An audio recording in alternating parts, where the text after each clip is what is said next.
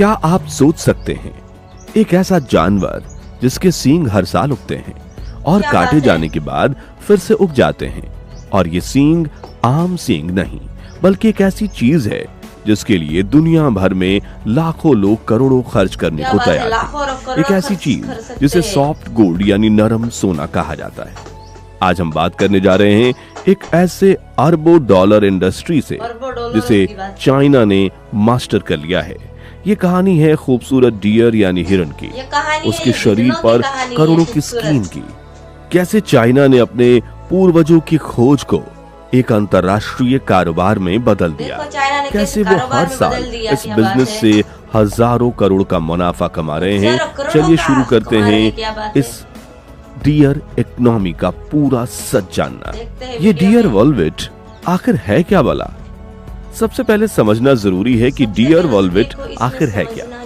जब हम हिरन के सींग के बारे में सोचते हैं तो हमारे दिमाग में कठोर हड्डी जैसी चीज आती है, लेकिन डियर वेलवेट वो नहीं है। यह हिरन के सींग की पहली प्रक्रिया होती है। नए जब सींग उगते हैं तब वो मुलायम जैसी टिश्यूज से ढके होते हैं, जिसमें खून की नसें और नाड़ियों का जाल होता है। इसके ऊपर मखमल जैसी स्किन होती है, इसलिए इसका नाम डियर वेलवेट एंटलर है।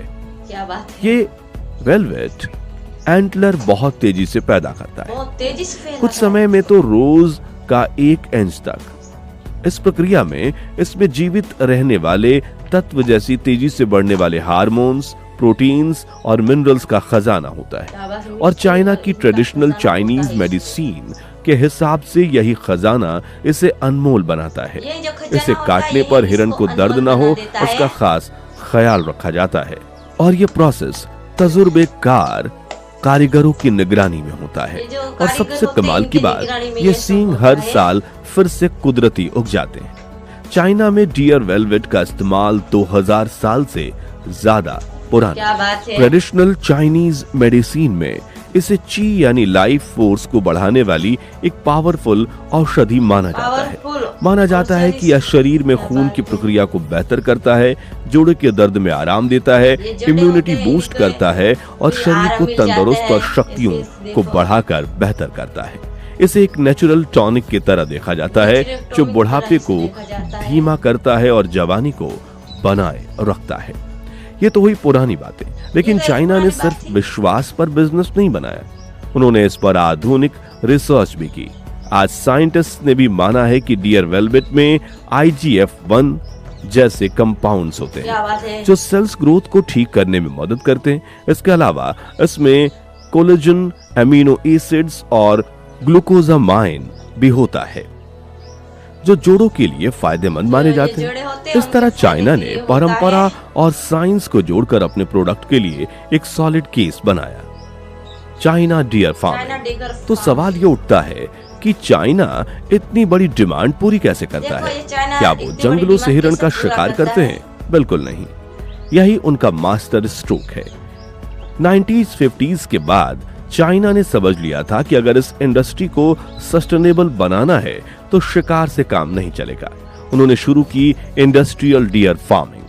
चाइना की सरकार ने इसमें पूरा सपोर्ट दिया, फार्मर्स को ट्रेनिंग दी गई और रिसर्च सेंटर खोले गए और हिरन की ऐसी जाति तैयार की गई जो ज्यादा और बेहतर क्वालिटी की स्किन पैदा करती है, जैसे सिका डियर, रेड डियर। आज चाइना में लाखों ऐसे डियर फार्म है जो वहां डियर को प्रोड्यूस करते हैं और बड़े बड़े सिस्टमिक डियर फार्म्स आज लाखों हिरन पाल रहे हैं। इन फार्म्स में उनके खाने पीने, हेल्थ और बच्चे पैदा करने का पूरा ख्याल रखा जाता है।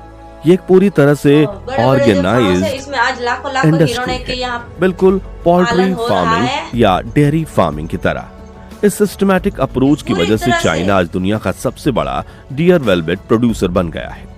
भारत में भी हिरन का जिक्र हमारे इतिहास और पुराणों में भरा पड़ा है। रामायण में सोने के हिरन, गोल्डन डियर का किस्सा हो या हमारे मंदिरों की दीवारों पर बनी कलाकृतियां, हिरन हमेशा से हमारी संस्कृति का एक अहम हिस्सा है।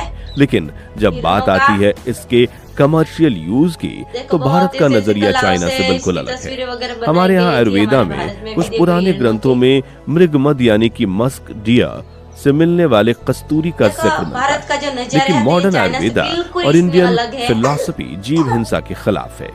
सबसे जरूरी बात है, भारत में वाइल्ड लाइफ प्रोटेक्शन एक्ट 1972 के तहत हिरन एक प्रोटेक्टेड स्पीसीज है। इसका शिकार करना या इसके किसी भी बॉडी पार्ट का व्यापार करना एक गंभीर कानूनी अपराध है। इसलिए चाइना जहां डियर फार्मिंग को एक इंडस्ट्री के रूप में बढ़ावा दे रहा है, वहीं भारत में इसकी कल्पना भी नहीं की जा सकती। हमारा फोकस कंजर्वेशन यानी संरक्षण पर है। यह दो देश की अलग अलग कल्चर, वैल्यूज और लीगल फ्रेमवर्क्स का एक बेहतरीन एग्जाम्पल है। हम प्रकृति के जीवों को संरक्षित करने में विश्वास करते हैं, उनका कमर्शलाइजेशन करने में नहीं। वेलवेट के साथ वेनिसन का बोनस बिजनेस। चलिए वापस चलते हैं। चाइना डियर वेलवेट तो इस इंडस्ट्री का हीरो है, लेकिन इसका एक साइड प्रोडक्ट भी है जो खुद में एक बड़ा बिजनेस है, और वो है वेनिसन यानी हिरन का मांस। जिन हिरणों की वेलवेट प्रोडक्शन कैपेसिटी कम हो जाती है या जो ब्रीडिंग के लिए अनुपयुक्त होते हैं, उनके मांस का इस्तेमाल किया जाता है। चाइना और दूसरे वेस्टर्न देशों में वेनिसन को एक प्रीमियम हेल्दी मीट कहा जाता है। इसमें फैट कम होता है, प्रोटीन ज्यादा होता है और ये आयरन और विटामिन का अच्छा सोर्स है। इसे लीन मीट कहा जाता है। चाइना के हाई एंड रेस्टोरेंट्स में वेनिसन से बनी डिशेस काफी महंगी बिकती है। इस तरह डियर फार्मिंग से चाइना को डबल फायदा होता है। वेलवेट से तो करोड़ों आते ही हैं, साथ ही वेनिसन का मार्केट भी उन्हें एक अच्छी सेकेंडरी इनकम देता है। या जीरो वेस्टेज बिजनेस मॉडल का एक परफेक्ट एग्जांपल है। चीनी हिरन की खेती से दवाई होता है। चाइना ने सिर्फ प्रोडक्शन में ही महारत हासिल नहीं की, बल्कि पूरा इकोसिस्टम तैयार किया है। फार्म से वेलवेट कलेक्ट होने के बाद उसे केयरफुली प्रोसेस किया जाता है। इसे सुखाकर या फ्रिज ड्राई करके इसका पाउडर बनाया जाता है। इस पाउडर से फिर अलग अलग प्रोडक्ट्स बनते हैं, कैप्सूल, टैबलेट, लिक्विड, एक्सट्रैक्ट और यहाँ तक कि हेल्थ टॉनिक वाली वाइन। इस प्रोडक्ट को आकर्षक पैकिंग में पैक करने के न सिर्फ चाइना के लोकल मार्केट में, बल्कि south Korea, Japan, Canada, USA जैसे देशों में एक्सपोर्ट किया जाता है। साउथ कोरिया तो डियर वेलवेट का एक बहुत बड़ा इंपोर्टर है। चाइना ने अपनी ट्रेडिशनल मेडिसिन को मॉडर्न मार्केटिंग और ब्रांडिंग के साथ मिलाकर एक ग्लोबल सक्सेस स्टोरी बना दी है। तो दोस्तों, ये थी वीडियो चाइना के डियर वेलवेट और वेनिसन बिजनेस की। ये एक ऐसी इंडस्ट्री है जो हजारों साल पुरानी परंपरा, मॉडर्न साइंस, सरकारी सहयोग और शार्प बिजनेस स्ट्रेटजी का एक अनोखा मिलन है। चाइना ने एक जानवर से जुड़े विश्वास को एक sustainable multi billion dollar industry में बदलकर दुनिया को हैरान कर दिया है। लेकिन इसके साथ कुछ सवाल भी जुड़े हैं, जैसे एनिमल वेलफेयर और एथिक्स। भले ही प्रोसेस को ह्यूमन बताया जा रहा है, लेकिन इस पर हमेशा एक बहस चलती रहती है। आपको क्या लगता है, क्या ट्रेडिशन और आधुनिक का यह मॉडल सही है? क्या नेचर के रिसोर्सेज को इस तरह से इंडस्ट्री में बदलने से आने वाला समय अच्छा होगा?